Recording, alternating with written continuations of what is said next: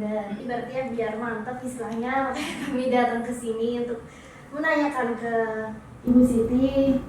Sebenarnya tuh ini sih Bu, cuman terkait implementasi Bawaslu ini kan sebenarnya kan dia lembaga yang independen. Artinya kalau di teori yang kami baca itu kan bebas dari intervensi karena lembaga independen. Nah, apakah praktik Bawaslu sebagai lembaga independen selama ini tuh seperti apa? Bawaslu Kota Yogyakarta itu kan kita sebuah lembaga yang hierarkis ya Mbak ya, lembaga negara yang kemudian diamanahi untuk mengawal proses penyelenggaraan pemilu. Itu di dalam pasal 22E muncul klausul bahwa penyelenggaraan pemilu itu dilaksanakan oleh sebuah komisi pemilihan umum yang tetap mandiri dan nasional.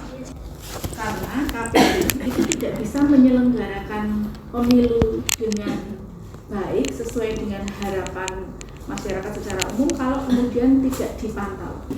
Pada Undang-Undang 7 tahun 2017 ada 3 lembaga penyelenggara pemilu.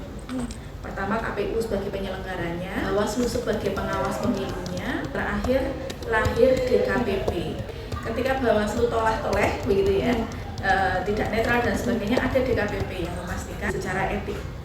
Nanti ada sanksi dan sebagainya, itu yang menjaga dari sisi KPU dan Bawaslu tidak tercederai dalam proses politik. Bawaslu itu sifatnya terbuka terhadap masukan dan juga kemudian itu menjadi sarana edukasi politik bagi masyarakat secara umum. Bawaslu sebagai lembaga pengawas pemilu itu kan mempunyai 3 paradigma.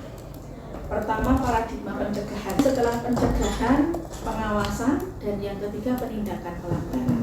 Nah, pencegahan dilakukan oleh Bawaslu dengan cara memberikan himbauan kepada 3 unsur. Pertama kepada penyelenggara pemilu, kemudian kepada peserta pemilu, kemudian yang ketiga kepada stakeholder terkait yang punya kepentingan berkaitan dengan proses pemilu. Supaya kemudian 3 unsur ini memahami mana yang boleh dan tidak boleh dilakukan dalam proses pemilu. Bawaslu juga memberikan edukasi ke peserta pemilu.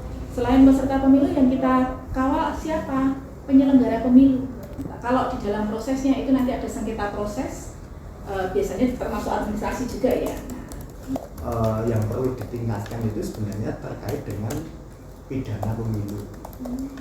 Nah, karena Bawaslu itu menganut ultimum remedium apa itu? Oh ya, ultimum remedium. Nah, Bawaslu penganut itu, maka seperti kita dibilang kan ada upaya yang pertama himbauan, lisan atau tulisan, kemudian baru setelah itu ada yang disebut dengan saran perbaikan. Itu misalnya ada pelanggaran itu masih kita upayakan dengan saran perbaikan itu. Karena kalau pencegahannya bagus, pencegahan melalui edukasi dan sebagainya, maka di masyarakat sudah paham mana yang boleh dan tidak boleh, mana yang kemudian bisa disebut pemilu itu damai, pemilu itu berintegritas dan sebagainya menjadi hajat bersama, maka pasti tidak akan muncul pelanggaran, dan itu berarti berhasil. Tapi di 2024 kemarin sampai tidak ada sengketa itu berarti menunjukkan bahwasannya mekanisme pencegahan itu memang sudah berhasil ya. Karena memang kita betul-betul melakukan pengawasan melekat. Ya, tantangan di tahapan dan non tahapan pasti beda ya. Kalau di tahapan yang jelas waktu kita itu berkejaran antara kemudian memberikan pemahaman kepada internal kita secara baik karena regulasinya itu biasanya turunnya sangat mendadak. Nah, peraturan Bawaslu itu tidak semata-mata hanya mengandalkan Undang-Undang 7. Nah, dia harus melihat PKPU-nya juga untuk disusun.